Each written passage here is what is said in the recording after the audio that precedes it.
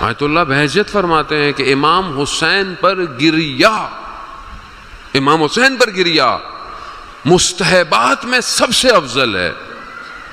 حتیٰ وہ یہ خود بیان کرتے ہیں کہ تہجد کی نماز سے بھی افضل حسین پر گریا ہے. وہ کتنے قیمتی ہیں آپ.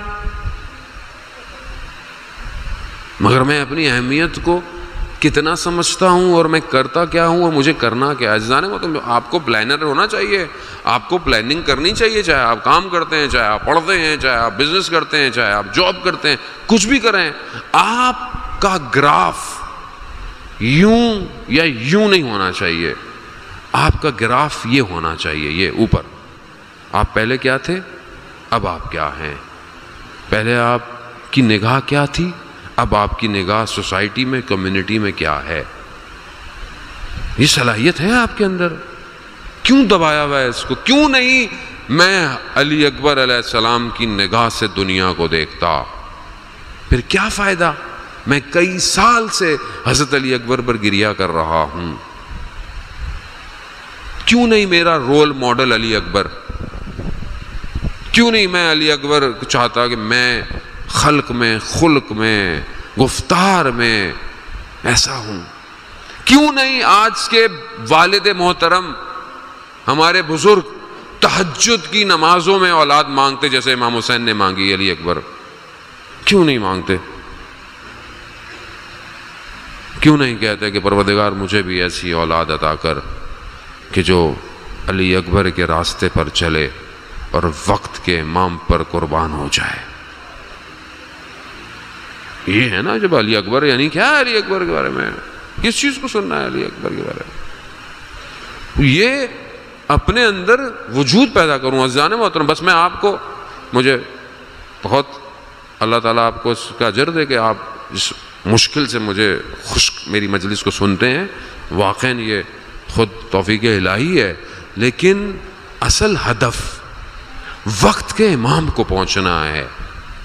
اگر امام راضی ہے، سب راضی ہیں. آیت اللہ عظمہ بہجت کا مشہور واقعہ ہے، کئی لوگوں نے بھی کوٹ کیا، میں نے بھی کئی دفعہ پڑھا ہے. جوان کا واقعہ. جوان یونیورسٹی میں پڑھتا ہے، غلط کام کرتا ہے، نشے کرتا ہے، سب. ایک دن یونیورسٹی جمکران مسجد گئی اور آیت اللہ بہجت کے سامنے پہنچے. سب بات کر رہے ہیں، آیت اللہ سب کو دیکھ رہے ہیں. آیت اللہ بہجت اس کی طرف دیکھا ہی نہیں انہوں نے. ولی کا دیکھنا اور نہ دیکھنا دل کو توڑ دیتا ہے. ولی اسے کہتے ہیں عزیزان محترم. ولی خدا ہے، ولی ہے. کیوں؟ حسین کی عطا تھی آیت اللہ بہجت کے اوپر. امام حسین نے آیت اللہ عظمہ بہجت کو 27 تحفے دیے تھے، جس کا صرف 2 کا ذکر آیت اللہ کوچانی نے کیا، باقیوں کا نہیں بتایا. ایک نگاہ نہیں اٹھائی جوان کے اوپر. جوان پریشان، سب کو دیکھ رہے ہیں، مجھے کیوں نہیں دیکھ رہے؟ اندر سے ضمیر نے آواز اٹھائی، کیوں تمہیں دیکھیں؟ تمہارا کون سا ایسا عمل ہے جو وہ تمہیں دیکھیں؟